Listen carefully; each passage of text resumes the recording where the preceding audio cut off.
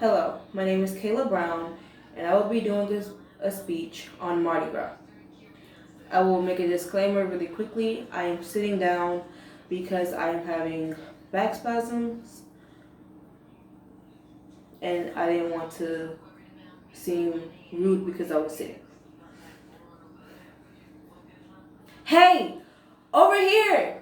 You see the beads flying. You hear the band making its way over to you.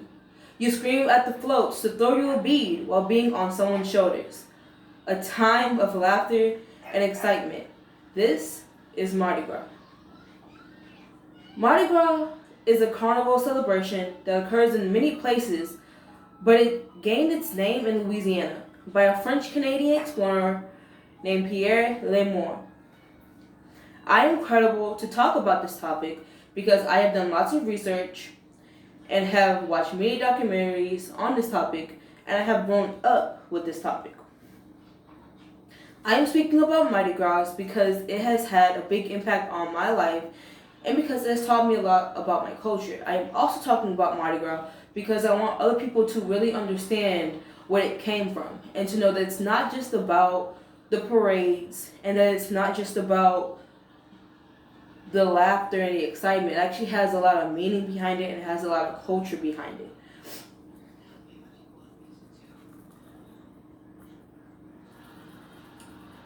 Mardi Gras is made up of a mixture of parades that are both cultural and fun. These parades consist of, just to name a few, Zulu, Bacchus, the Puppy Parade, Babylon, Rex, and Muse. To start off, Zulu was the first ever parade to have all black people. This parade happened in the middle of parade season and are made up by throwing coconuts and by throwing out cups rather than the traditional beads or teddy bears. This parade also has something that's called the Zulu Ball that comes right after it, and only the most prestige people can get into the Zulu Ball. The next parade I'll be talking about is Bacchus. Now, Bacchus is more of the fun parades that don't have a lot of culture behind it, but it is one of the bigger parades. Bacchus is more of a super cool parade, just because of the fact that it's huge, it's in the middle of, I believe, Main Street, and it has a huge turnout every year. The next parade I'll be talking about is the Puppy Parade. This parade is right smack dab in the French Quarters, and it starts off the entire parade season. This parade consists of puppies and their owners walking down the streets of the French Quarters to start off the entire parade season. The next parade I will be talking about is Babylon. Babylon is it's called Knights of Babylon. This parade is more so a secluded, if you will, because not so many people know the meaning behind Babylon. You only really know the name and that it consists of literary or movies or theater. That's the basis of the floats for Babylon. The next parade I'll talk about is Rex, which is the king of carnival. This parade has a lot of energy, a lot of colors, a lot of upbeat music, and it's more so during the first half of the parade season.